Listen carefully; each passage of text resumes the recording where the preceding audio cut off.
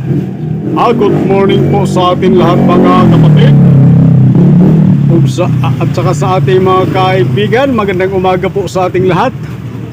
Tinagalog ko lang, no? Ngayon bisayain ko naman sa ako mga Exondia, mga kamigog amiga sa Visayas, Mindanao. Mayong buntag sa atong tanan.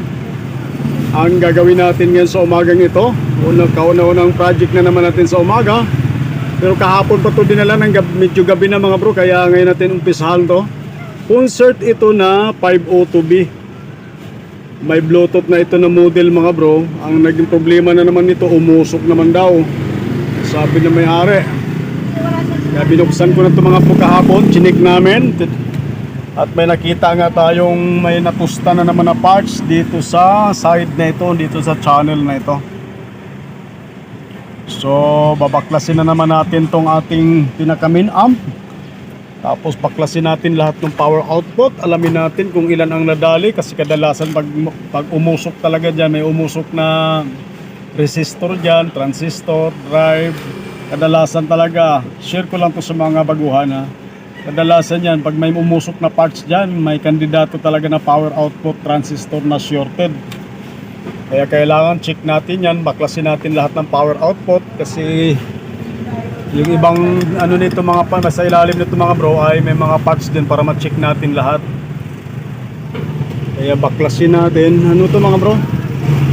Medyo bago-bago pa ito, kaya lang siguro baka dinamihan ng speaker. Pag mga ganito kasi, share ko lang to sa mga kababayan natin ng mga ano, so, sa mga technician na baguhan lang din, nakatulad natin. Sa mga master natin dyan, kabisado na ito, kabisado na nila ito. Yung ganitong model kasi mga bro ay 4 lang yung power output, bawat channel tagalawa lang. Hindi katulad ng mga original na 502, 8 ang power output transistor talaga na ginagamit. Pag ganyan na 4 lang ang power output na transistor na ginamit, maximum ka lang ng 2 speaker lang talaga. Hindi ka pwedeng mag-4 na speaker dyan dahil hindi nakakayanin. Pwede naman mag-4, kaya lang si-series mo naman yung connection ng iyong ano, speaker. Pero pag ano, ang advice ko talaga, pag ganitong 4 lang ang ano, power output, kailan 2 lang. Para medyo safety ang amplifier natin. Para hindi mag-overload, para hindi masyadong mabibigatan. Kaya yan, nangyari dyan, umusok, maraming dinamihan ng speaker ito. Kasi base sa kwento na may-ari, 8 daw na speaker kinakabit niya rito. Ay 8, 4 tuloy, 4 tagalawa. Kaya mas maganda, nag-advise ako sa kanya, sabi ko mas maganda 2 lang ang ikakabit mo, dahil ang output nga nito 4 lang. So baklasin na lang natin mga bro, para malaman natin kung ilan ang naging sira nito. At ako'y nagpapasalamat pala sa inyo mga bro sa walang sawang suporta sa ating munting channel. At shout out po sa ating lahat, sa aking mga mahal na mga kapwa nag-YouTube mga bro. Shout out sa inyong lahat at maraming salamat palagi sa inyong suporta. So babaklasin lang natin mga bro, para magkaalaman na naman, para makarami tayo.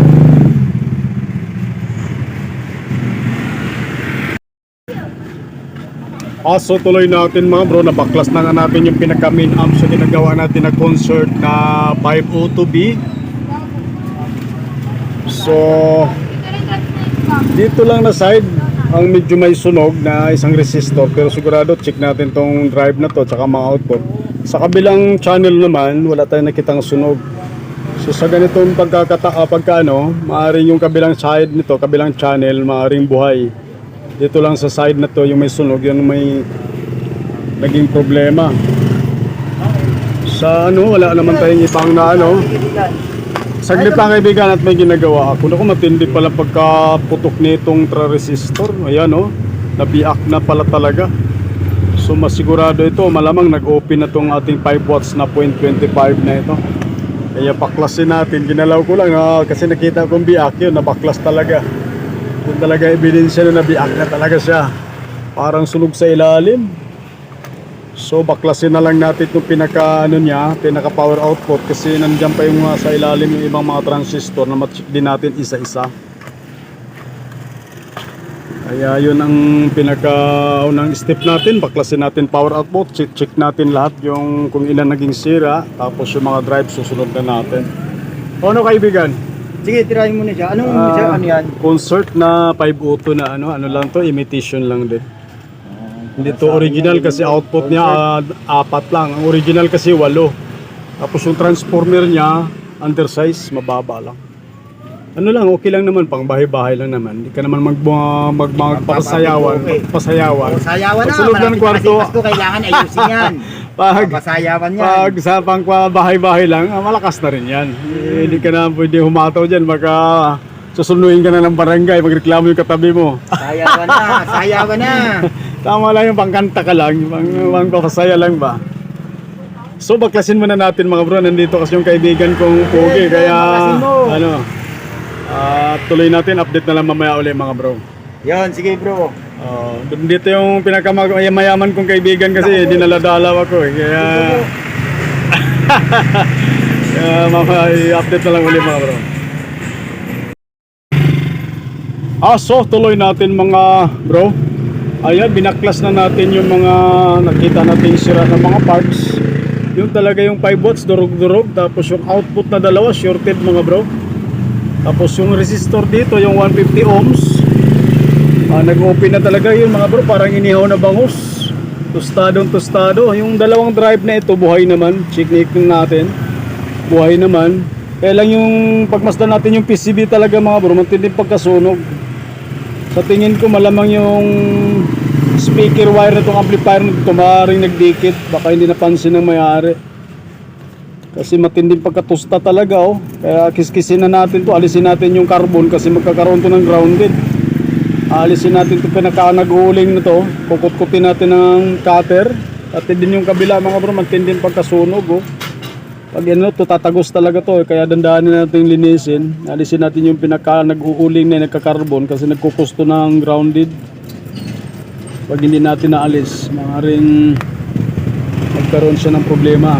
Kailangan kiskisin natin mabuti. Maganda ititinir ko pala to mga bro para malinis din yung pinaka motherboard niya. Para bago natin salpakan ng mga sira, tapos bayasan natin.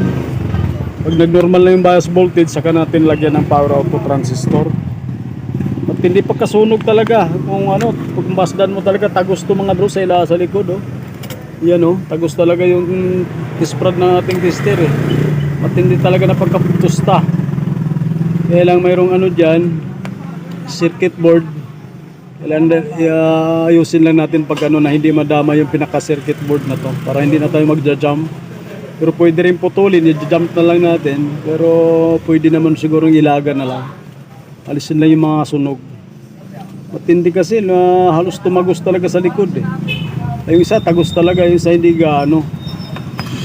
Lilinisin ko lang muna mga bro, tapos palitan natin yung resistor na dalawa na 5 watts na 0.25 at saka yung 1 watt na 150 ohms ang katulad nito. Ito yung sa kabila na nasunog So update na lang ulit mamaya mga bro. Lilinisin lang natin yung pinaka-board nito kasi daming uling talaga. So tuloy natin mga bro. Ito nakot-kot na nga natin yung ano mga bro.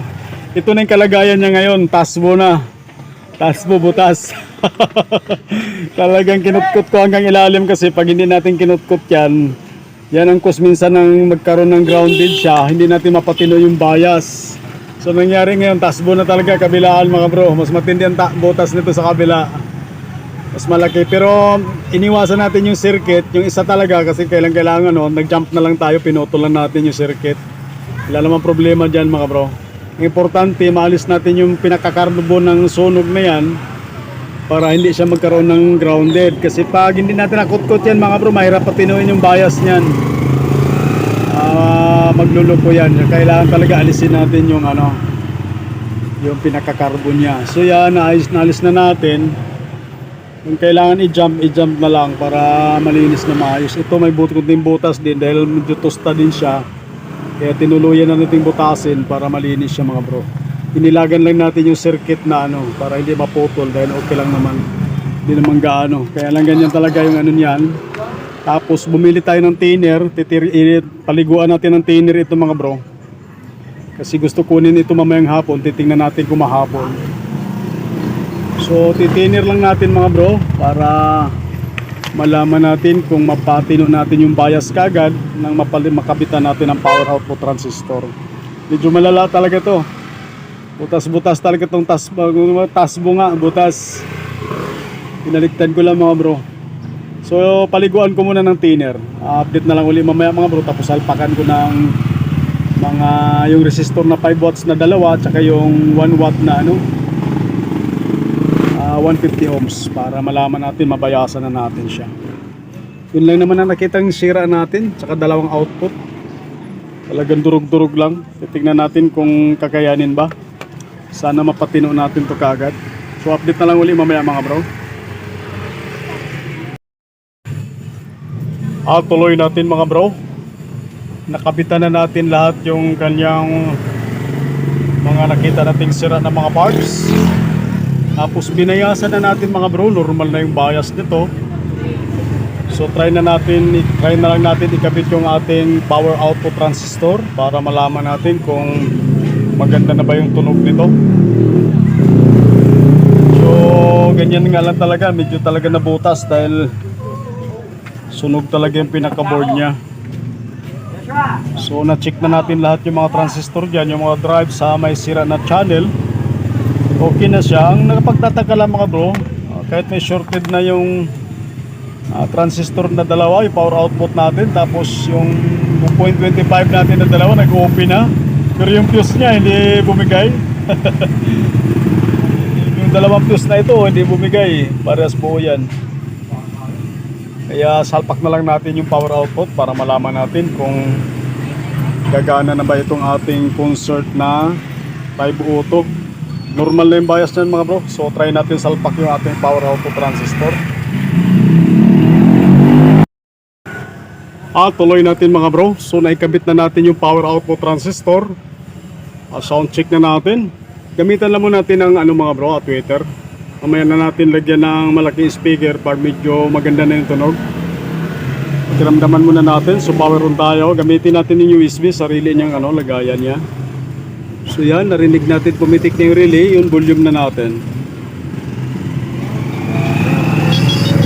Pero may tama yung volume na to Magarasgas. Parang tsambahan, makapili tayo ng magandang tugtog Magaralgal. Yun kaya na tsambahan Tama rin yung volume natin, papalitan din natin muna to. Yan Pero obserbahan muna natin.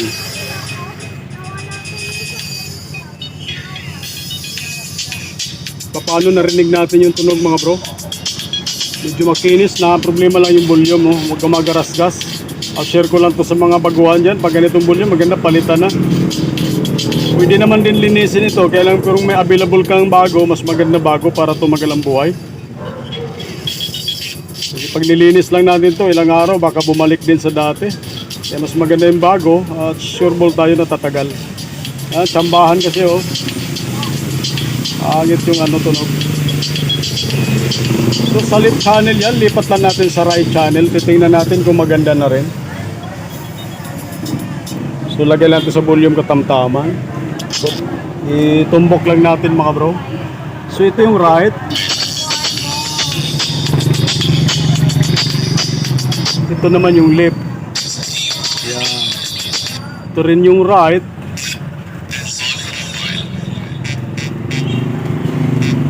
Ito rin yung left. So okay naman yung tunog mga bro. So palitan lang muna natin yung pinaka main volume. Kasi may tama siya, may garalgal. Tapos lalagyan na natin ng malaking speakers. Patayin muna natin, baka madisgrasya. Palitan muna natin yung pinaka main volume. Tapos nagkakabitan na natin siya ng malaking speaker para marinig natin at medyo magtanghalian na. Para ma-final testing na natin mga bro.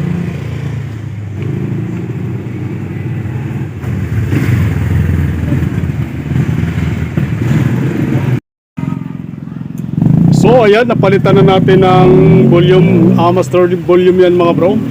So sound check tayo, kinabitan na natin ng malaking speaker yan. Power on tayo. Ayan, pumitig na, volume tayo.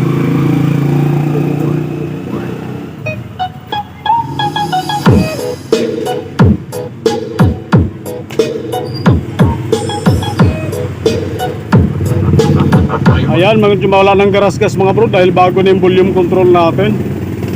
Papad lang natin ng konti. This is Team Turbo.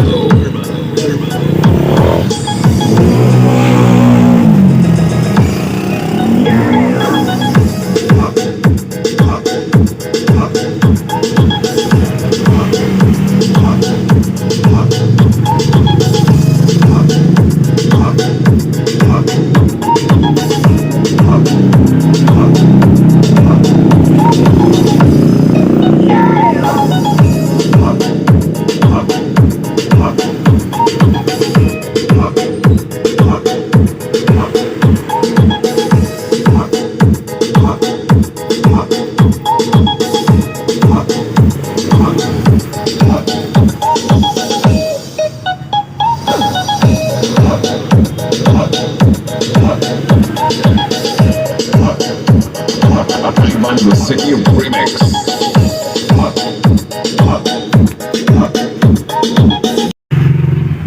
Final testing na natin mga bro at tapos na tayo magtanghalian. Yung concert na ginagawa natin na 502B. So power on tayo. Para matapos na mga bro, kinabitan na natin na malaking speaker yan. At umaambon-ambon pa naman, so volume tayo.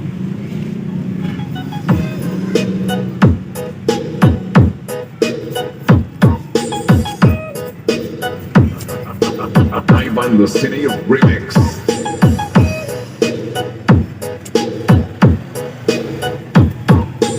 This is Team Turbo.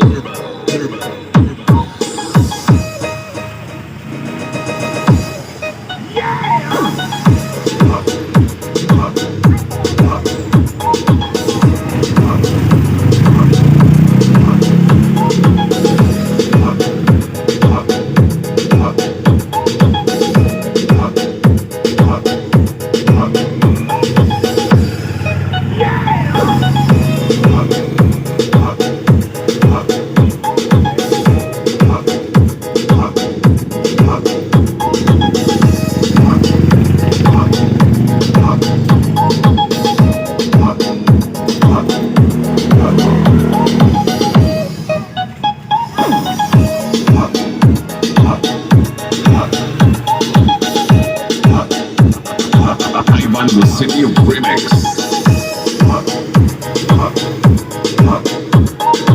This is Team Turbo. Dominance Audio Mobile.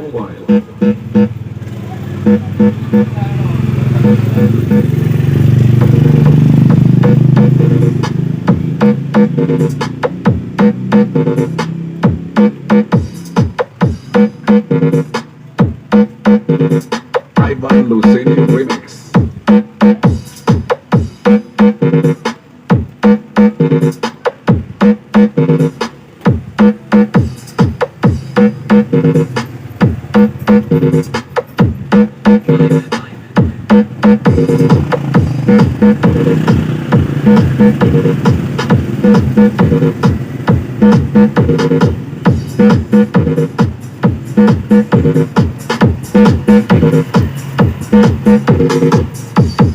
Ivan Lucenio Remix.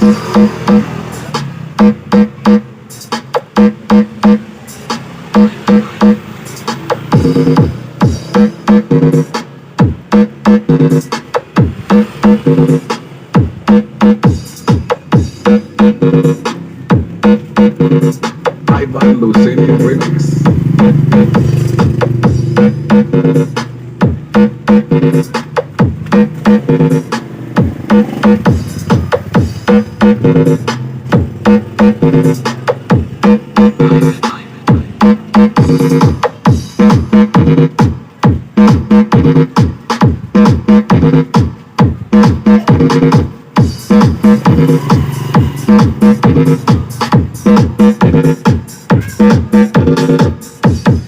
Ivan Lucenio Remix.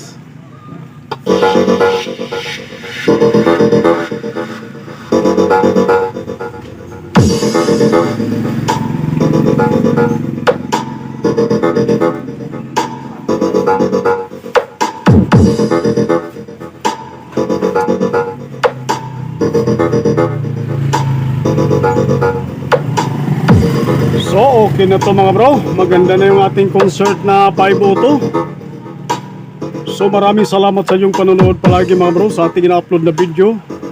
At maraming salamat ulit. At magandang hapon po sa ating lahat. Babad ko na lang ito ng todo mga bro bago natin patapos.